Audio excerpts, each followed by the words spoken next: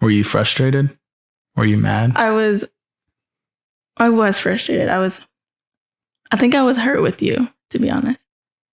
Because I put myself out there. I feel like I gave you all of my love.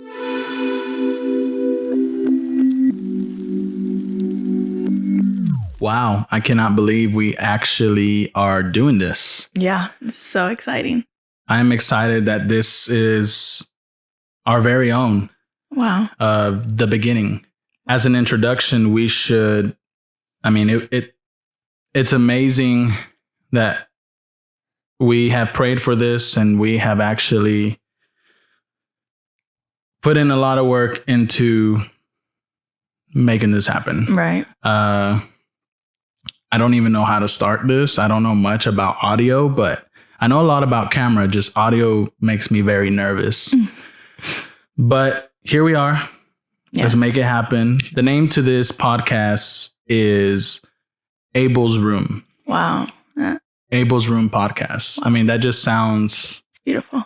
Beautiful. And I know we're in a living room scenery, but we're in the works. We are actually planning on setting up our equipment in Abel's room. Yes. And yeah, it will be a very special, a very special and honorable moment. I mean, Abel's Room podcast where you can breathe and let it go. Wow. Yeah. We just want this to be a place of being very vulnerable and sharing our deepest struggles and also victories. I think one of the long-term goals for this podcast would be to invite others into this environment so they can share their own personal struggles. They don't have to be similar. Everybody goes through their own struggles and difficulties and trials. And we really want to bring awareness and really bring encouragement to the audience that is listening and viewing us. Yeah. And to be real in that God is in the midst of their darkness and their struggles. And I think before we can get there, we have to start where we began. Right. And that is the beginning of our story. Yeah. And how we met, how we got where we're at today. And I just want to go more in depth and dive in deeper into the story of Abel and really talk about some of the things that we haven't talked about. And yeah, let's do it. Let's have fun. Let's just breathe and let it go. I'm super nervous. Like, I probably don't look nervous, but I'm really, really nervous. And I'm usually the guy behind the camera. So being in front of it is just people can't tell, but you got it. I do talk a lot, as y'all know. You're great. You're a great speaker. Brithzy doesn't say a lot, but when she talks, she says a lot, just in the few words. And then I feel like I talk a lot and sometimes I don't say too much. But yeah. Is this having audio issues? This is our first time, guys. So if we make errors, we apologize in advance. But yeah, let's begin. Let's just dive in. Yeah. We should do this in 4 different parts. As far as this first episode being the beginning and how we really met and where we started. So let's go back to a few years ago. So first, we want you to introduce ourselves. I mean, a lot of people might not know us. Yeah. I am Brithzy. I am 22 years old. I almost forgot how old I was. Yeah, I'm Alfredo&Brithzy, and I am about to be 25. Why do we always say about to be? Just say your age. I'm 24. 24 and 22, and here we are. We started when we were what? We got married. I was 19, I believe. Yeah, I was 19 and you were 21. 21. Yeah. Wow. It seems so long ago. It seems so long. That's crazy. We're about to be 4 years, right? Yeah. You see, there you go again. About to be. Just say we're 3 years. We're 3 years in marriage, into marriage. Yeah, I mean, let's go into... Hold up, I gotta drink water. I'm dehydrated. You're so funny. Let's go into before Abel. When was the first time we met? Man, I could never pinpoint exactly like when we met. I just knew we were going to the same church. We were little ones. We were young ones. I think I was 12. Yeah. The first time I might have met you. Probably a little younger than that. I think so. But anyways, long story short, into that, we were congregating in the same church, a Hispanic church. And I always had a crush on Alfredo. I always had a crush on you. Always, always. And of course, our lives, separated a little bit. And then we always came back. Yeah. To each other some way, shape, or form.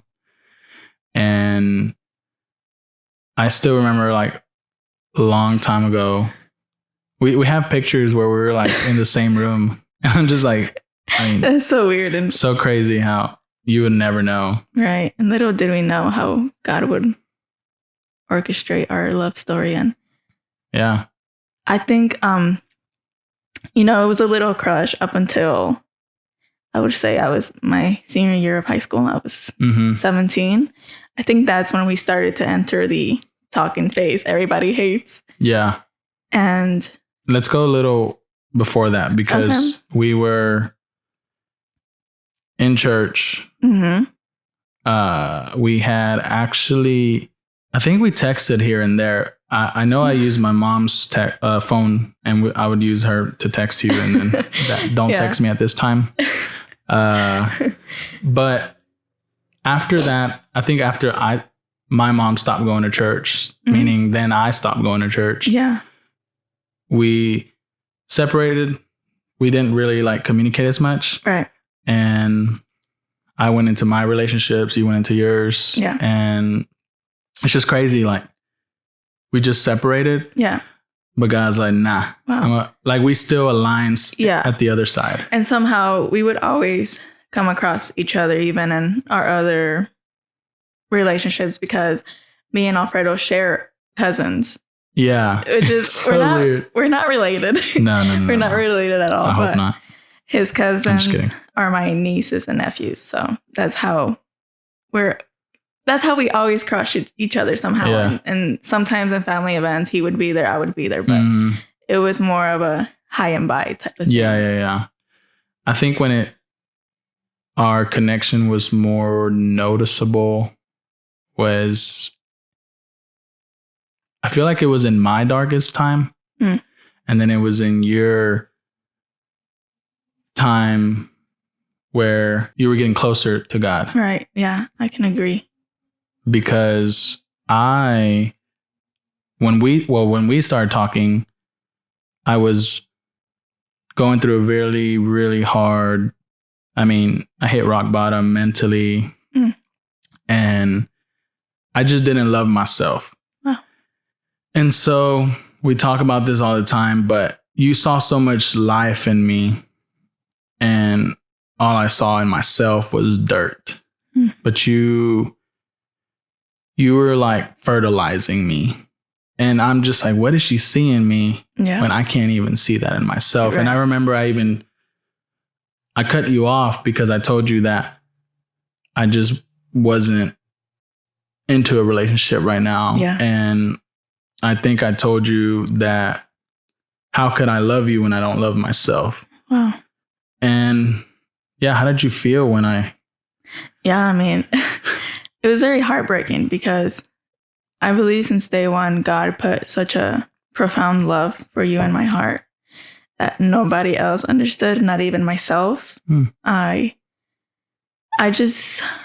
knew in my spirit that we were going to get married one day. And I truly felt like God put us together as soulmates.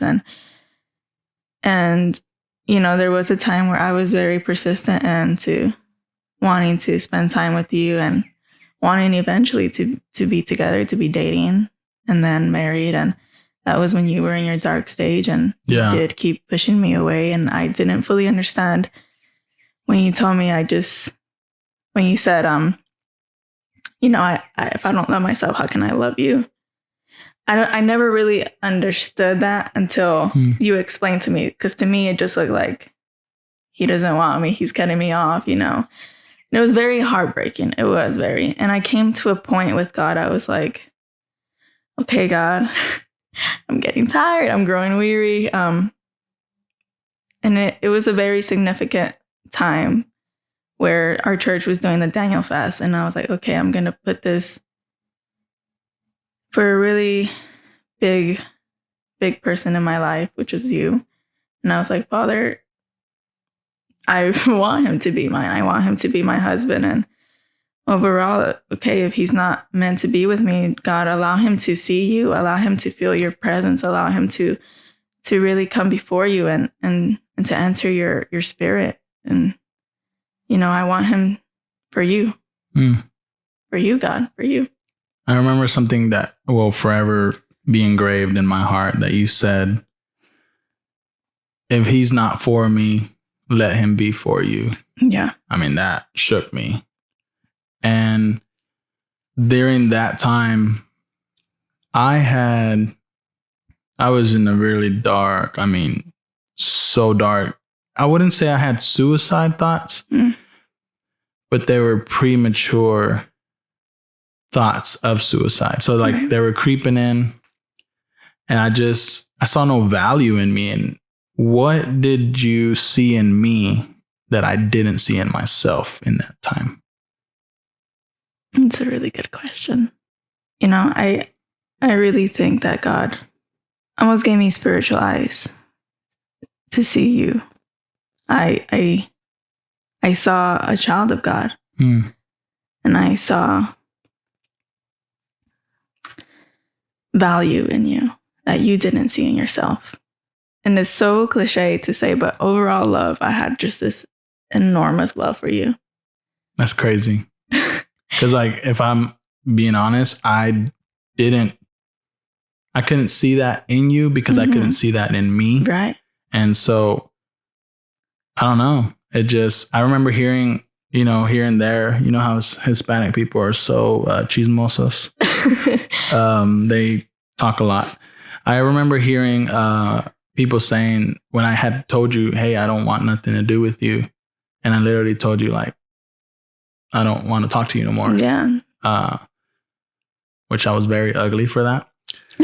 But I had my reasons. Yeah, you did. But I remember hearing family talking about how broken you were and why I wasn't talking to you and why did I do that. And it was just so rough. And man, it was a very bumpy road. Yeah. There was a point in time where God had to isolate you 1 year. Oh, yeah. Do you want to share a little bit about that? Yeah, and that was during your fast. Yeah, it was. Yeah. So I remember going through all that. I was getting into drugs. Wow. And I've never said that publicly.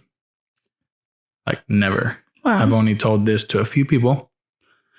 So I was getting into drugs, and it was a very low place, as I keep mentioning. But fast forward, I was going in and out of jobs and stuff like that. I only had $20 in my account. And that was another reason why I didn't want to date, because I'm I can't even financially support it. So, but after that, I actually had gotten pulled over a while ago during those times. And it was just a headlight. I think I had my high beams on because one of the lights was out. And long story short, I get pulled over. I didn't have my license, or my license happened to be expired. I had forgot because everything was happening so fast, and job here, just trying to make income. And I was just now picking up on my photography stuff. Right. And my video stuff. So I was very busy. I didn't know how to manage time. And so all to say, after that, it was a Sunday morning. I was going to go to church that day and I didn't go. which is crazy. But I hear a knock at my door, really loud and crazy. I mean, crazy. I remember I got pulled over. I looked into the window and there was 2 officers. Wow. And I was like, what now? So I was freaking out. I'm not going to lie. And so I opened the door and they're like, we're looking for Alfredo&Brithzy. Mm-hmm. And I thought it was my dad, but I hadn't seen my dad in like 10 years. So I was like, well, he's in Mexico. I haven't seen him in a while. They're like, no. We're looking for you. Oh. And so I was like, dang. So I was like, you have a bench warrant. You did not show up to your court date. So I'm a DACA kid. Mm-hmm. So I'm, thankfully now we're in the process of that. So I'm getting close to all that, citizenship. Yes. But at that time I'm DACA. And yeah, so I go to jail. Mm-hmm. And because I'm DACA, when you're Hispanic, you have to try 10 times harder in the United States because then you mess up. Mm-hmm. I mean, you get sent back or different stuff like that. You can't be doing crazy stuff. Mm-hmm. I mean, no one's supposed to, but so I was actually very scared because I don't know. No, I've never been in Mexico. I was here when I was 11 months until now. And so I don't want to get this. It's a long story, but going fast forwarding, I'm in jail and I actually gave my life to Christ in jail because I was actually going to be deported. Wow. Very scary. Yeah. Immigration, so much to it that I'm only God. And yes. I mean, even me, I was frustrated because there was people in that had done things worse. I mean, the only thing that I did was I didn't show up to court because of an expired license. Right. And people in there were like, beating up their wives, murder. Yeah. Significant crimes. Worse stuff. Yeah. And some of the people that are there that I spoke to had a bond and I didn't have a bond. Mm. So I was frustrated. But that in that moment, the Holy Spirit, hit me like, wow, that's where I saw light in the middle of isolation, in the middle of being, in jail. Wow. It was beautiful. I remember crying and I called you. Yeah. I remember that. I called you and what did I say to you? Man. Well, you did call me from jail the first time and I didn't answer just because I didn't know the number. The second time around, I answered and said it's Alfredo&Brithzy from the Hall County Jail. And I was like, oh my goodness. And I remember I still can remember the whole conversation and you apologized for pushing me away. Yeah. And so crazy. And you said, I am truly sorry for hurting you. Mm. And I know you're going to be my wife one day. Oh, wow. I forgot about that. That's insane. I forgot about that. Insane. Wow. That is crazy. And we weren't even that close yet. No. We had to stop talking. We had to stop talking for a while. Mm-hmm. Wow. That is crazy. Yeah. And so that's what I'm saying. In those moments that I needed to go through that so I could see that the grass was greener because I was just in the, I was in a dark place, but I put myself even more in a dark place. You continue to dig yourself deeper into that. Yeah. So I was dwelling in it, all to say that it had to happen to get us to the next stage. Yeah. God was very strategic and he continues to be. Yeah.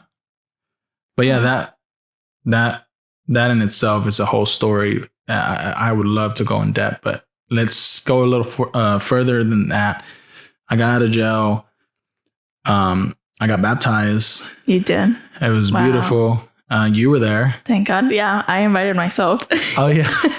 Alfredo didn't even invite me. I was so like crazy. That's beautiful. But you were there, and that's wow. That just showed me God's faithfulness and the power of fasting and prayer.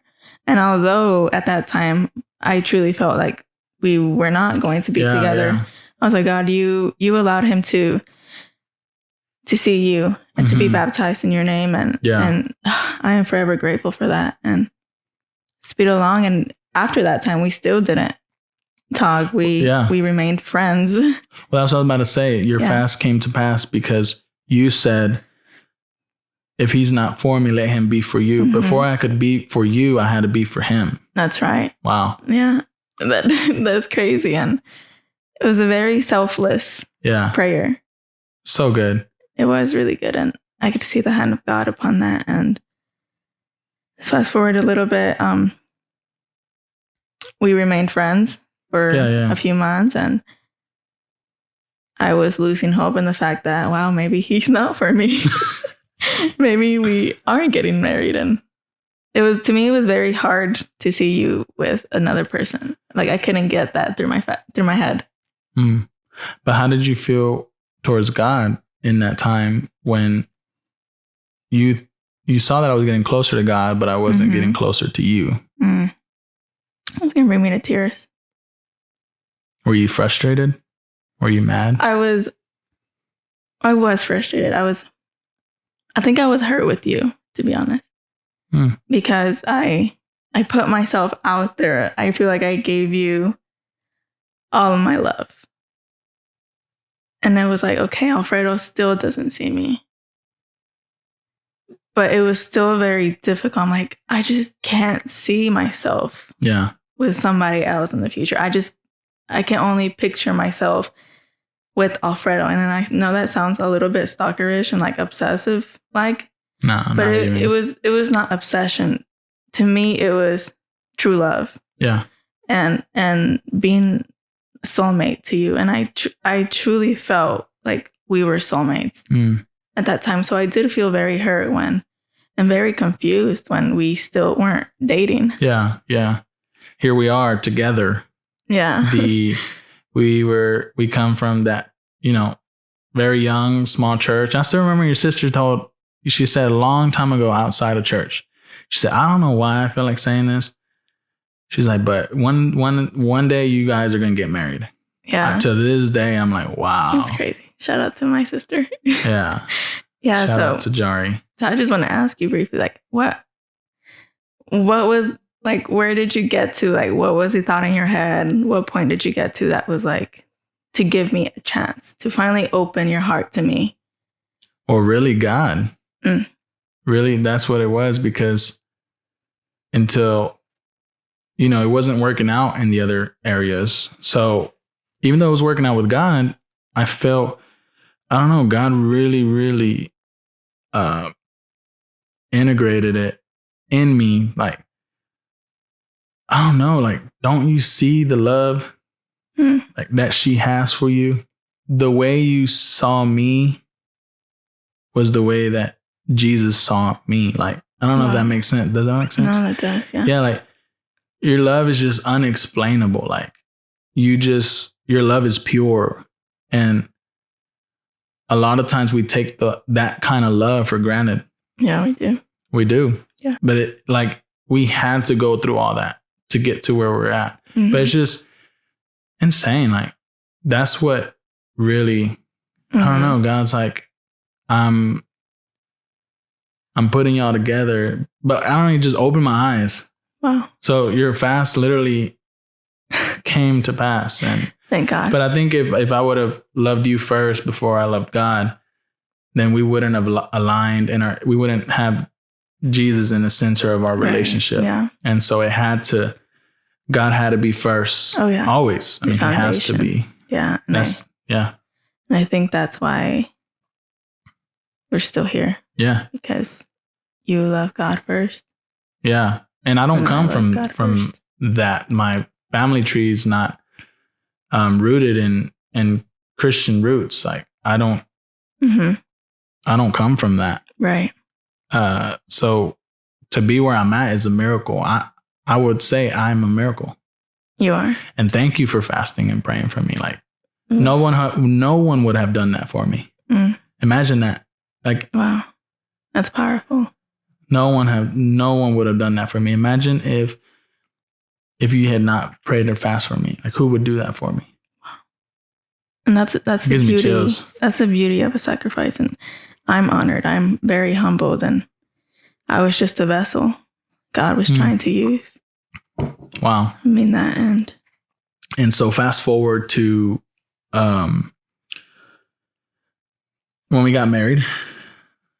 As soon as let's jump into when we started, it was real. It got real. You know, we started dating. I asked you out. And I think, was it a month later, 2 months later? About 2 to 3 months later. 3 months later, we got married. Crazy. We did. We were that couple that, like, why did they get married so quick? Yeah. But we had a reason, because before that, God had placed in our hearts that we had to get together. Yeah, married. I don't know if you want to talk about how we planned that out. How did we get to there to get married? Wow. Are the cameras still there? Yeah, the cameras are still rolling. Okay. So one Sunday afternoon, you know, me and Alfredo prayed a lot as a couple back then, as a young couple. I mean, we're still young, but and we felt like God put in our hearts, I'm like, you guys need to get married. And I remember we were planning to already doing that. I believe we wanted to wait a year and to do the wedding, to have this elaborate wedding with the dress, with rings, with family involved. And I feel like God put in my heart that that's not the thing that truly matters. The thing that truly matters is the love between us two. Wow. And above all, him. Yeah. And not to shame, you know, the people who did have weddings. That just wasn't the story for us. And on Sunday we were like, let's get married this week. Me and you, and nobody knew. My parents didn't know, and my family didn't know. It was just something between. My family didn't know either. Yeah, it was just something between Alfredo and I. And we were young, and we were what other people thought was a dumb decision to do. And for us, we felt like God really revealed to us that it's time for y'all to be together. Yeah.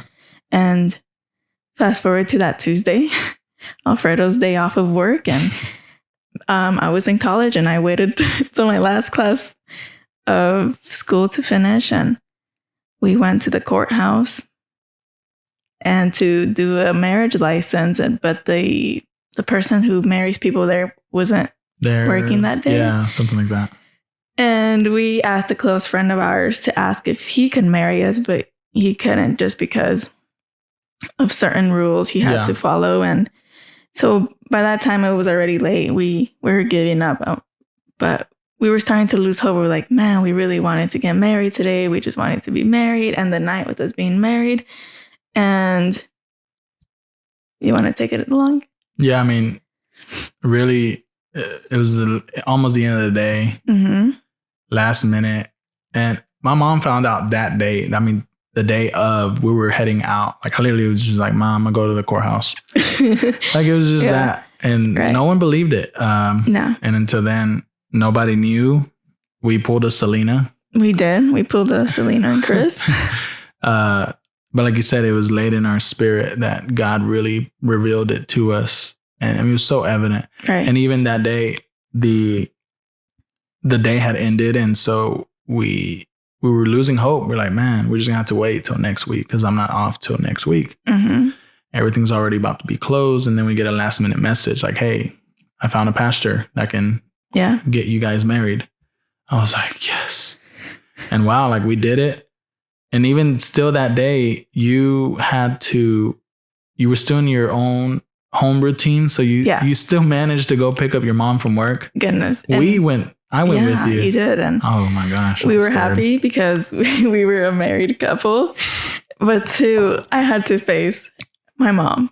And you guys know Hispanic moms. Wow. And we should bring her on this. I know. Yeah. That would be really good to get her side of the story. And so like I said, I didn't tell anybody in my family, nor none of my siblings, none my mom nor dad, they didn't know. So you could only imagine how upset they were. Yeah. And they were. My mom flipped out on me. Te voy a dar una cachetada. She did say that. Yeah. I was so nervous. I was just like, I was really nervous. I really thought my mom was going to pull out the chancla. Yeah. And be like, boom. But anyways, that night my mom gets off work, or used to get off work around 8:30, and we picked her up, and I was so nervous. Like, it was really, really nerve-wracking. And I had called her before then, and I was like, Ma, I need to tell you something. Moms always know for some reason that something's not right. And she was like, ¿Qué? And I was like, yeah. Me casé. I got married. That's like, we're crazy. Yeah. And well, we broke the news that we got married, and they were upset. My family was very upset. My mom was. You guys stopped talking for a while. We did. We lost contact for a few months, and I went to live with Alfredo, obviously. Yeah. I think on my end, because I am a male, which sucks to say that, there wasn't much. For my mom, it was mostly like, well, you know what you're doing. Right. I mean, you're a grown man. Right. And the fact was, my mom wasn't even upset with you. It's crazy. And nor my siblings, they weren't upset with you at all. They were more upset with me.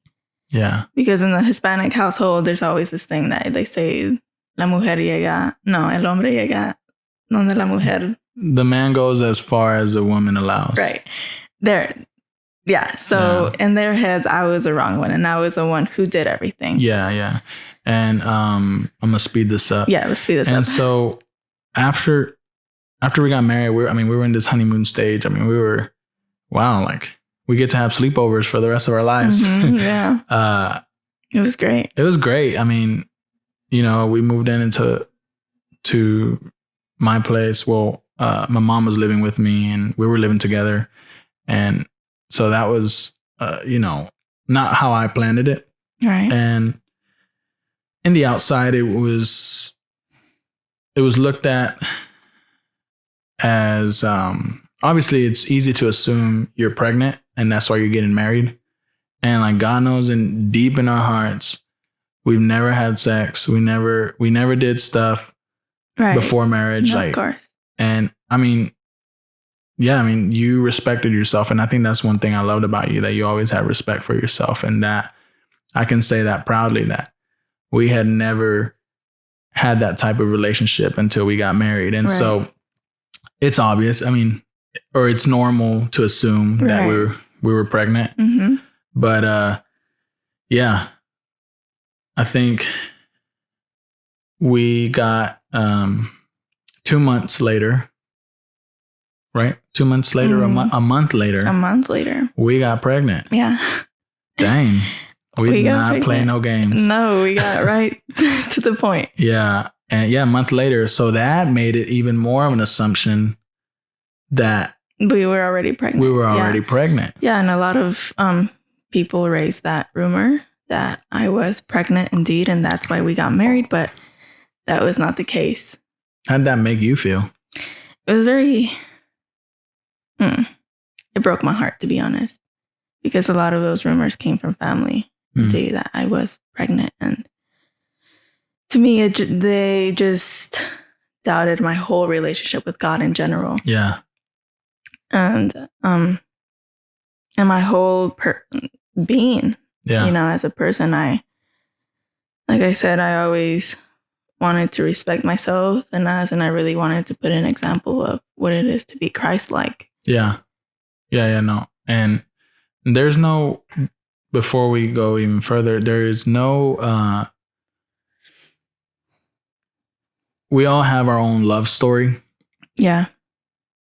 Having the small wedding or having the big wedding doesn't define your love. Right. It's really when you go through things and when you can't pay that bill, when you just got diagnosed with something, when your son just got diagnosed with that. I think that what makes a marriage walking in Christ and in Christ faith. That's and right. in faith. And so whatever way you decide to do it, there is no right or wrong. Just love one another and hold one another. Right. And have God in the center of it all. Yeah. And I think, even the in sickness and in health, like that's, wow. Like we overlook that. We just say it, like in sickness and health. Yes, I will. But it's crazy. Like the vows are the ones that are mostly overlooked. Yeah. And the celebration is what really is the center of it all. But it's really in those trying times that life gives you. Yeah. Is when your faith is tested and when your whole love is tested. Yeah.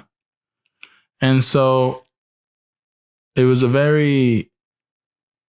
after that, it was a very ostracizing season because it was just us two.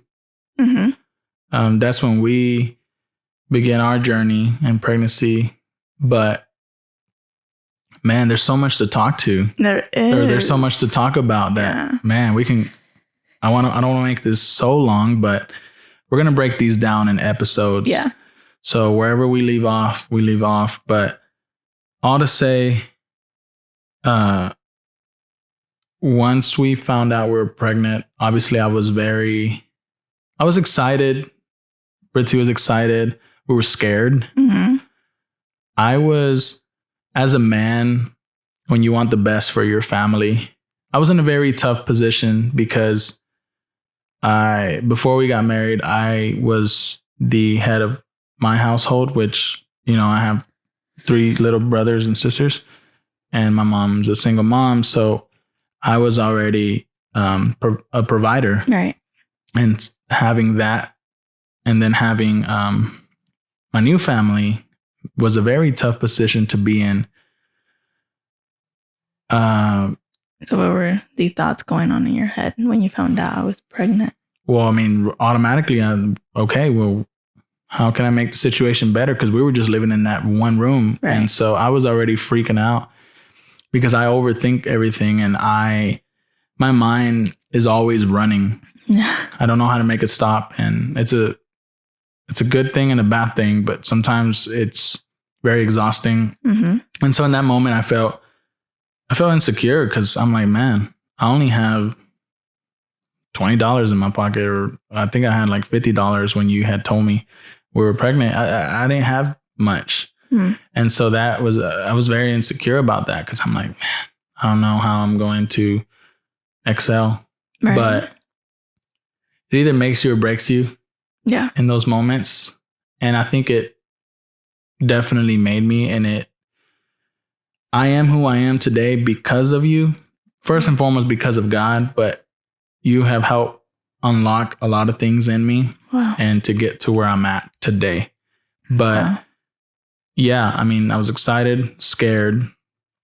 I think, where do we end this? Because we still have to talk about the pregnancy difficulties. Oh, yeah. We still got to talk about the NICU experience. We still got to talk about after the NICU when all these new diagnoses developed.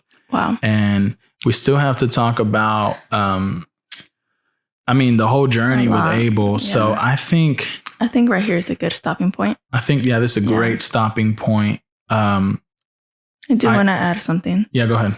When you said that I helped you unlock a lot of stuff, and I want to say that you helped unlock a lot of stuff in me.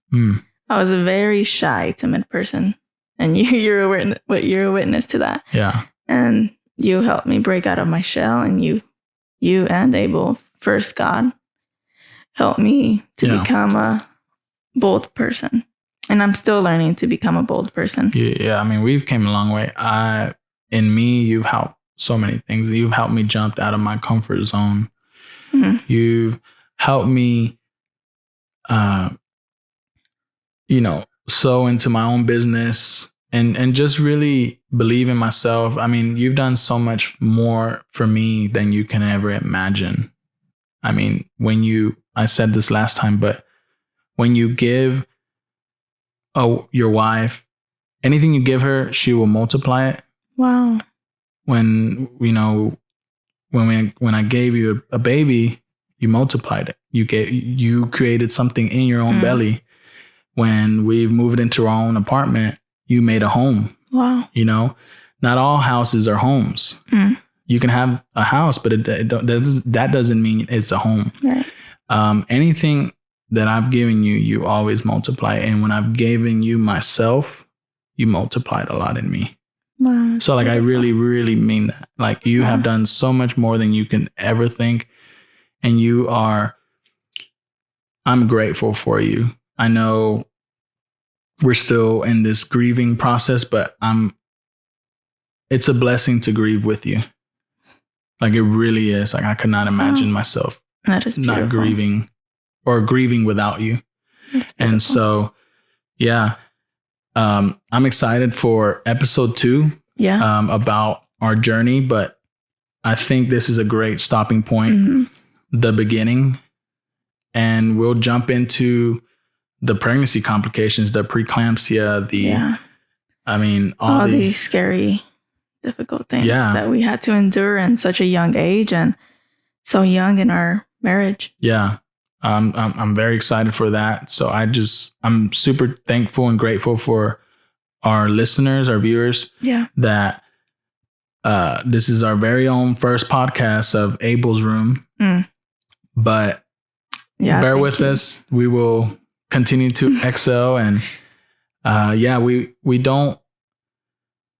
we want to be as raw as possible. And we just want to let go and let God. And we just pray that we have encouraged you guys today with just the beginning of our story. Wow. And so subscribe if you are new to this channel. And we love you all. Yes, we do. We are grateful for y'all, and stay tuned for the next episode of this. So thank you guys so much for watching Abel's Room. Wow. Thank you guys. We love y'all. We love y'all, and God bless.